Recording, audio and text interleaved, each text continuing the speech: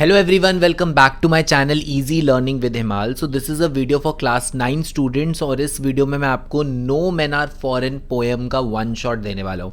मतलब एक ऐसी वीडियो जहाँ पर आपको लाइन बाय लाइन एक्सप्लेनेशन मिलेगी, पोएटिक डिवाइसेस बताऊँगा, वर्ड मीनिंग्स बताऊँगा, MCQs भी करवाऊंगा और सब्जेक्टिव क्वेश्चंस भी सारे करवाऊंगा। ठीक है, तो एक ही वीडियो में आपकी पूरी पोएम कवर हो जाएगी और साथ में मैं आपको होमवर्क क्वेश्चन भी देने वाला हूँ। So before starting the video let me introduce myself. तो my name is Himal Sharma, I am English and science educator, I am Unacademy plus educator. तो अन अकेडमी पे आप मेरी फ्री क्लासेस भी अटेंड कर सकते हो साइंस और इंग्लिश की, और अब मेरे प्लस कोर्सेज में भी एनरोल कर सकते हो। तो मेरी प्रोफाइल का लिंक आपको डिस्क्रिप्शन बॉक्स में मिल जाएगा। आज हम वन शॉट में करने वाले हैं no man are foreign. So this is a video for your batch 2022 to 23 for your class 9th। और अगर आप मेरे साथ सोशल मीडिया पे कनेक्ट करना चाहते हैं, आपको मेरी क्लासेस का स्केड्यूल चाहिए, नोट्स चाहिए, तो आप मेरा टेलीग्राम चैनल ज्वाइन कर लें या मुझे इंस्टाग्राम और मेरी ईमेल आईडी के थ्रू कनेक्ट कर सकते हैं।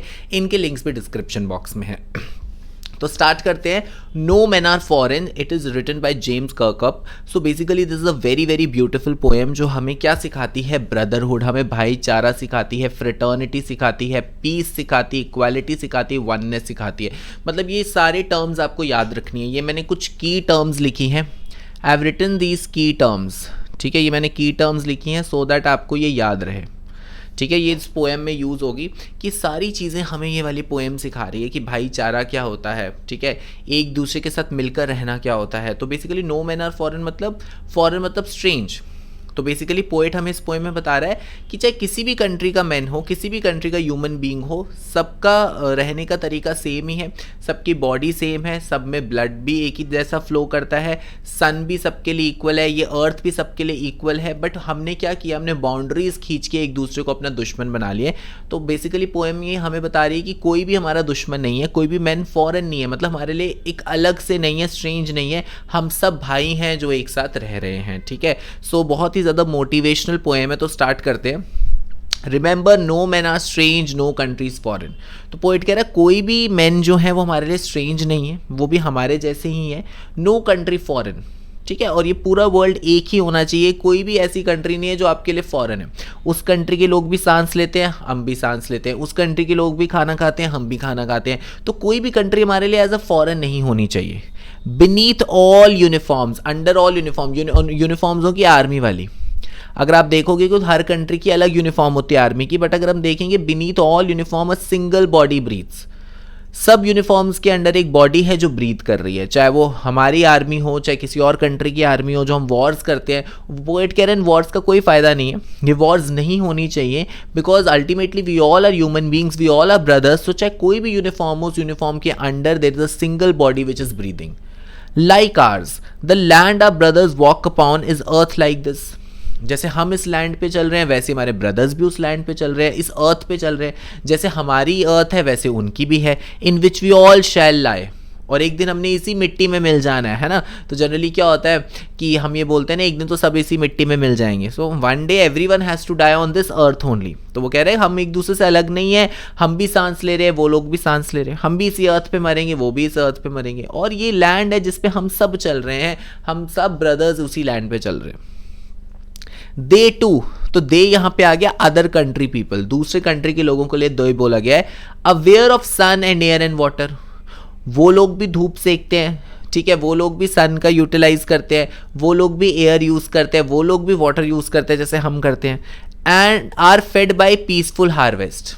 ठीक है, पीसफुल हार्वेस्ट क्या होता है, जब किसी कंट्री में सब चीज़ें शांति से हो जाए, कोई वॉर ना हो, ना कोई मसला हो, कोई मुश्किल हो, आराम से आपका जो है हार्वेस्ट जो है वो अच्छे से चल रही है, खेतों में फसल अच्छे से पक गई है। मतलब अगर कंट्री में सब कुछ सही चले तो सबको खाना मिलेगा, पीसफुल हार्वेस्ट की वजह से कोई भूखा नहीं रहेगा। By wars long winter starved, क्योंकि जनरली क्या होता है जब वॉर टाइम होता है ना, तो वॉर टाइम में क्या होता है, स्टारवेशन होती है। स्टारवेशन क्या होती है, वॉर टाइम पे इतने प्राइसेस बढ़ जाते हैं चीज़ों के, रिसोर्सेज की शॉर्टेज हो जाती है कि लोगों को भूखा से सोना पड़ता है ना। तो वो ये बता रहे हैं कि लॉन्ग, जैसे विंटर्स के टाइम जब वॉर सीजन चल रहा होता है, जब वॉर चल रही होती है, तो विंटर्स में रात को लोगों को भूखा सोना पड़ता है क्योंकि खाना नहीं होता। ठीक है, तो वो कह रहे हैं ये वाली सिचुएशन किसी भी कंट्री में आ सकती है, हमारी कंट्री में आ सकती है, किसी और की कंट्री में आ सकती है, क्योंकि हम सब इक्वल हैं। Their hands are ours and their lines we read। जैसे हमारे हाथ है वैसे उनके हाथ हैं, जैसे हमारे हाथों पे ये लकीरें हैं, ये लाइंस हैं, उनके हाथों पर भी वो लाइंस हैं, ठीक है। तो हमारे हाथ अलग नहीं है, जैसे हमारे हाथ हैं वैसे हमारे ब्रदर्स के हाथ हैं। A labour not different from our own, labour मतलब मेहनत करना, जैसे हम लोग मेहनत करते हैं तो वो लोग भी मेहनत कर रहे हैं, ऐसा नहीं कि हम ही मेहनत करें तो बाकी नहीं करें, everyone is doing his labour. Remember they have eyes like ours that wake और स्लीप। तो वो कह रहे हैं रिमेंबर, बार बार पोएट ने रिमेंबर वर्ड यूज किया है, बार बार पोएट ये याद करा रहा है कि जैसे हमारे पास आंखें हैं उनके पास भी आंखें हैं, जैसे हम सुबह उठते हैं और फिर सो जाते हैं रात को वैसे वो भी करते हैं। And strength that can B one by love, ठीक है। और जो हमारी स्ट्रेंथ है वो प्यार से जीती जा सकती है, ठीक है। मतलब ह्यूमन इमोशंस, जैसे हमारे में ह्यूमन इमोशंस है वैसे उनमें भी ह्यूमन इमोशंस हैं। इन every land is a common life, किसी भी लैंड में चल जाओ सब में कॉमन लाइफ है, लोग रह रहे हैं। They all can recognise and understand, और ऐसी लाइफ जो हम समझ भी सकते हैं और देख भी सकते हैं। मतलब आप किसी भी कंट्री में चल जाओ लाइफ तो है ना, वहाँ पर भी लोग खाना खा रहे हैं, वहाँ पर भी लोग सांस ले रहे हैं जैसे हमारी कंट्री में कर रहे हैं। तभी वो कह रहे हैं कोई भी मैन फॉरेन नहीं है, कोई भी कंट्री स्ट्रेंज नहीं है। Let us remember whenever we are told to hate our brothers. तो यहाँ पे थोड़ा सा पॉलिटिशियंस की तरफ, गवर्नमेंट की तरफ भी इशारा किया गया है, या इन्फ्लुएंशियल लोगों की तरफ इशारा किया गया है जो हमें बोलते हैं कि हमें अपने ब्रदर्स को, मतलब दूसरी कंट्री के लोगों को हेट करना है, तो उससे हो कुछ नहीं था, हमारा ही नुकसान हो रहा है। इट इज़ आरसेल्फ दैट वी डिस्पोसेस मतलब डिप्राइव, हम अपने आप को ही खुशियों से वंचित कर देते हैं, ठीक है। क्योंकि क्या होता है, हमें खुशियाँ बांटनी हैं और हम क्या करते हैं, अपने आप को खुशियों से, मतलब खुशियों की तरफ हम जाते ही नहीं है और हम अपने आप को कंट्रोल करते रहते हैं, क्योंकि हमारे माइंड में हमेशा हमें सिखाया जाता है कि अपने ब्रदर्स को हेट करो। बिट्रे, ऐसा लगता है मानो अपने आप को ही धोखा दे रहे हैं। कॉन्डेम, अपने आप को ही डिसअप्रूव कर रहे हैं। तो कह रहे जब हमें ऐसा बोला जाता है कि अपने ब्रदर्स को हेट करो तो हम अपने आप को ही धोखा दे रहे हैं, हम अपने आप को ही खुशियों से डिप्राइव कर रहे हैं, हम अपने आप को ही डिसअप्रूव कर रहे हैं। Remember we who take arms against each other. तो पोएट कह रहे याद रखो ये हम ह्यूमंस ही हैं जो एक दूसरे की तरफ हथियार उठाते हैं। अगर हमें हथियार उठाना बंद कर दे तो पूरे वर्ल्ड में पीस और हार्मनी हो जाएगी। We humans are only responsible because हम ही वॉर में इंडल्ज होते हैं। It is the human earth that we defile, और ये सब चीजें करके, वॉर करके, हेटेड करके हम अपनी ह्यूमन अर्थ को डिफाइल कर रहे हैं, पल्यूट कर रहे हैं, गंदा बना रहे हैं इस ह्यूमन अर्थ को इतनी वॉर करके। Of hells of fire, hells of flames of fire. तो जब भी मिसाइल गिरती है या बॉम्ब चलते हैं, वॉर होती है, तो कितनी आग उठती है, कितनी डस्ट उठती है। तो जो वॉर की वजह से ये जो हेल्स ऑफ फायर है, डस्ट है, इसकी वजह से क्या हो रहा है, आउटरेज द इनोसेंस। जो इनोसेंस है लोगों की वो खत्म हो रही है। People are becoming cruel towards each other, people are hating towards each other. जो लव है, जो पीस है, वो हार्मनी है, वो जो है खत्म हो रही है। तो हम ही ह्यूमंस है जो अपनी अर्थ को क्या कर रहे हैं, पल्यूट कर रहे हैं, ठीक है। इस फायर की वजह से ये जो फ्लेम्स उठ रही हैं, ये जो डस्ट उड़ रही है, ठीक है, ये जो बॉम्ब्स चल रहे हैं, जो वॉर हो रही है, इसकी वजह से जो इनोसेंस है, जो ह्यूमन वैल्यूज हैं, जो पीस है, वो कहीं ना कहीं खत्म हो रही है। Of air that is everywhere our own. कहीं पे भी चले जाओ एयर सबकी, ऐसा नहीं एयर हमारी है, हर एक कंट्री का जो इंसान है वो सांस ले रहा है।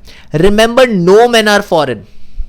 फिर से पोएट ने हमें याद कराया कोई भी मैन हमारे लिए फॉरेन नहीं होना चाहिए और कोई भी कंट्री हमारे लिए स्ट्रेंज नहीं होनी चाहिए।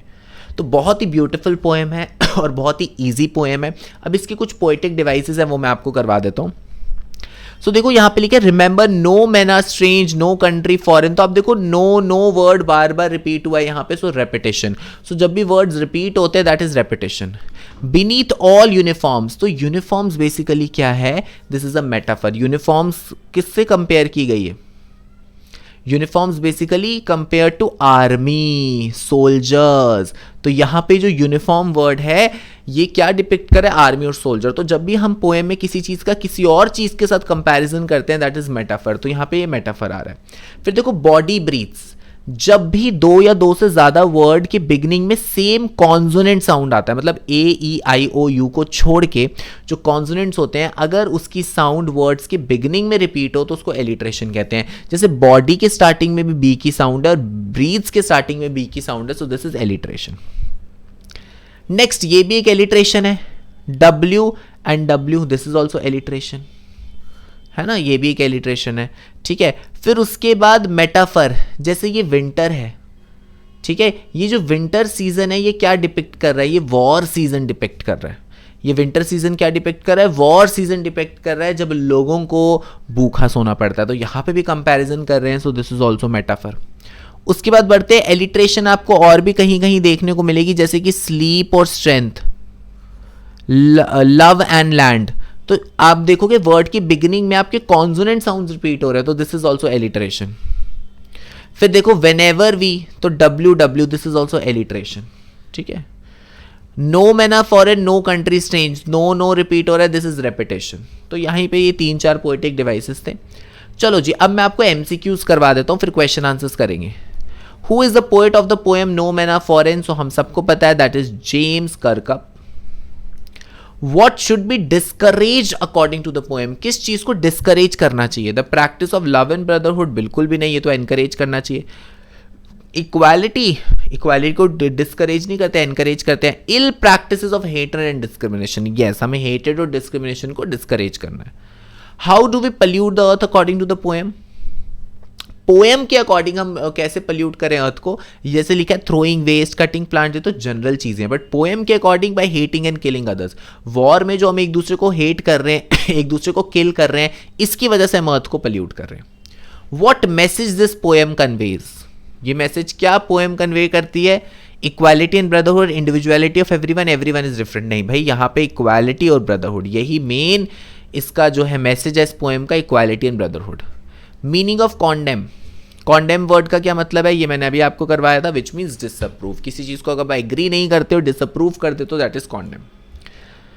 Identify the poetic devices. और sleep and strength that can be won by love in every land is a common life. अब यहाँ पे जो पोएटिक डिवाइस है, दिस इज एन्जैबमेंट, है ना, ये मैंने आपको पहले नहीं बताई, तो अब मैं आपको बता देता हूँ।